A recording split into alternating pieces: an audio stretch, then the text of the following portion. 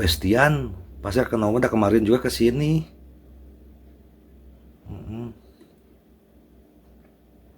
Bab 3532 Misi Lin Yue. Malam itu, kota kecil di kaki Zufeng berangsur-angsur menjadi sunyi.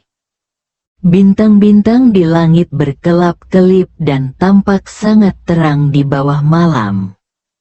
Semua orang tinggal di B dan B yang nyaman, satu kamar untuk anak laki-laki dan satu kamar untuk perempuan, dan masing-masing telah mengatur akomodasi mereka. Gao Xiang dan Chen Tai tinggal sekamar dengan Ye Chong. Ketika mereka berdua bersama Ye Chong, mereka jelas tampak sedikit terkendali dan tidak lagi merajalela seperti sebelumnya. Ye Chong tidak terlalu tertarik untuk tinggal bersama mereka. Lagi pula, dia tidak perlu istirahat seperti orang biasa, jadi dia cukup keluar kamar dan keluar untuk menikmati pemandangan malam. Saya harus mengatakan bahwa pemandangan sekitar B dan B di sini masih sangat indah. Di malam hari, semuanya tenang dan damai. Udara di kaki gunung juga sangat bagus.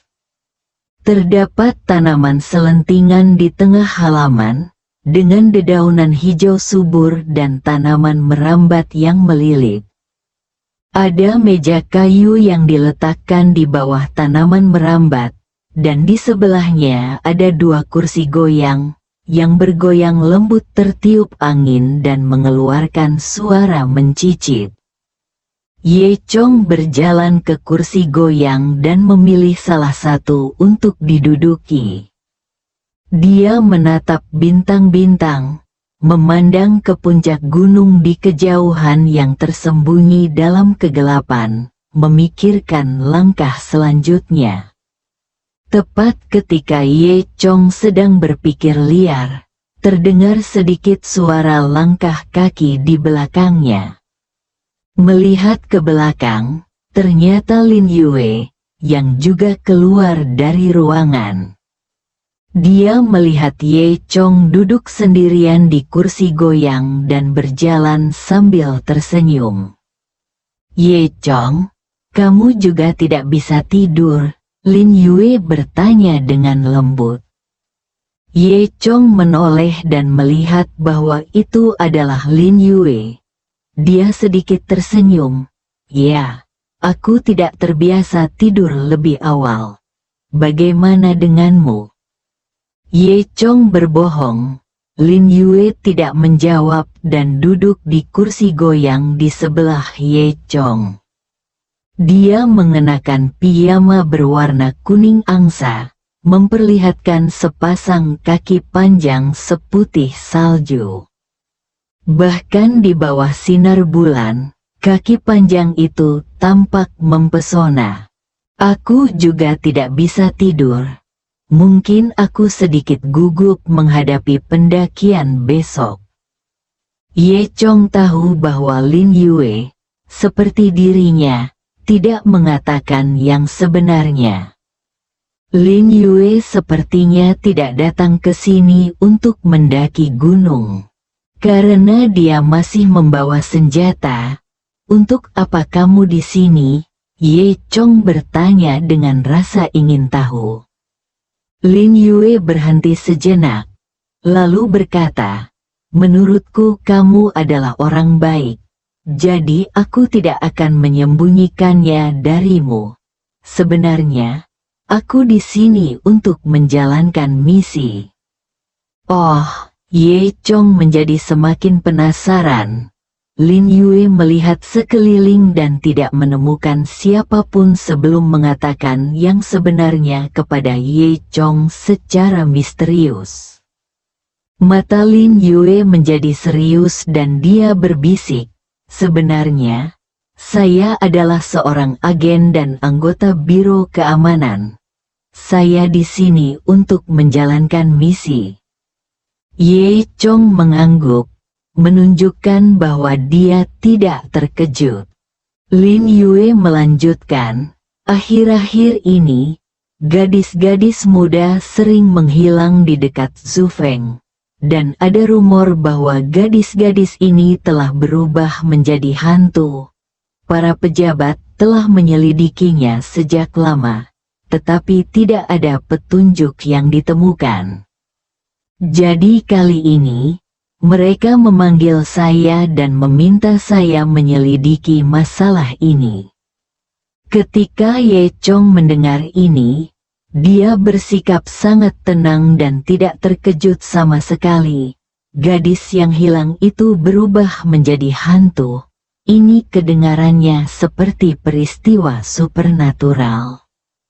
Lin Yue mengangguk, ya, meskipun kami, sebagai agen, biasanya tidak mempercayai klaim tahayul ini. Situasi ini memang agak aneh, dan kami perlu mencari tahu kebenarannya. Ye Chong bertanya lagi, kalau begitu, apakah kamu punya petunjuk? Lin Yue menggelengkan kepalanya, belum, tapi saya berencana untuk memulai dengan mendaki Zhu Feng, karena semua kasus hilang terjadi di dekat Zhu Feng. Dan saya curiga mungkin ada semacam rahasia yang tersembunyi di baliknya. Ye Chong mengangguk, ya, menurutku juga begitu. Tiba-tiba, Lin Yue menemukan ada yang tidak beres dengan Ye Chong. Ye Chong tampak terlalu tenang. Siapa yang waras tidak akan terkejut ketika mendengar ini? Lin Yue memandang Ye Chong dengan bingung. Apa, kamu sepertinya tahu sesuatu? Ye Chong menyentuh hidungnya. Yah, aku tidak tahu. Lin Yue layak menjadi agen, dan sekilas dia tahu bahwa Ye Chong berbohong. Tidak, kamu pasti tahu sesuatu, Lin Yue berkata dengan tegas. Dengan tatapan lebih hati-hati di matanya. Ye Chong tersenyum dan berkata, saya sudah menebaknya sekarang, tapi saya belum yakin. Ceritakan padaku tentang hal itu, Lin Yue bertanya.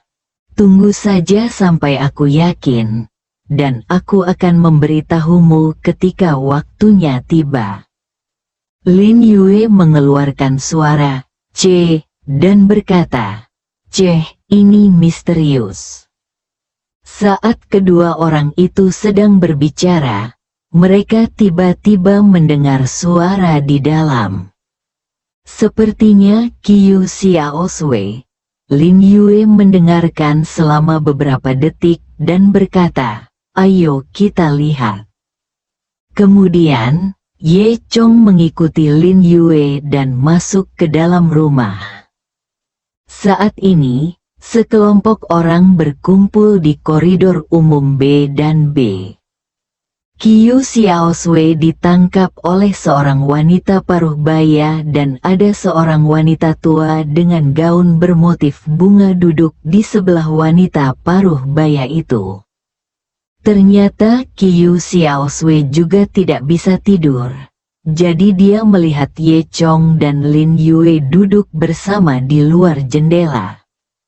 Dia tidak tahu apakah itu karena cemburu atau sesuatu yang lain.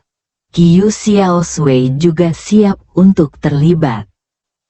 Tepat ketika Qiu Xiaosui berjalan ke koridor umum B dan B, seorang wanita tua di depannya tiba-tiba terjatuh.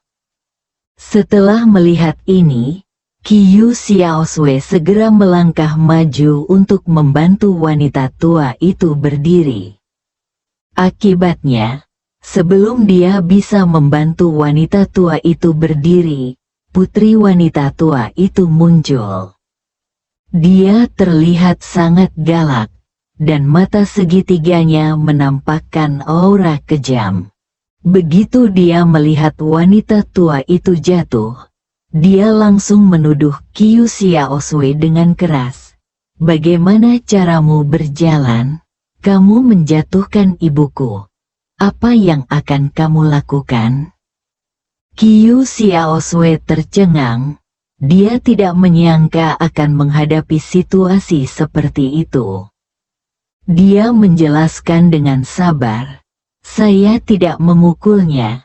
Saya melihatnya jatuh dan datang membantunya."